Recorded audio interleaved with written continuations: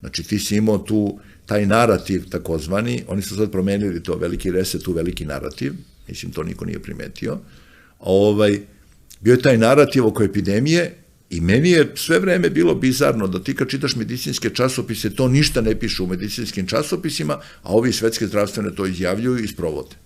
Evo, recimo da, samo jednu rečenicu, juče je izašla najveća studija svetska o efektu nošenja maski na sprečavanje infekcije, nema. Mislim, znali smo da nema, sad je potvrđeno da nema nikakav efekat. Ispitivali su grip, ispitivali su COVID, nema nikakav efekat. I to smo znali isto. Znali smo na početku.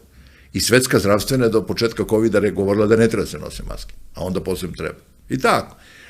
Tako da je ta agenda u stvari praktično bila predviđena da ta pandemija preraste u novu svetsku vladu. Dosta prosto.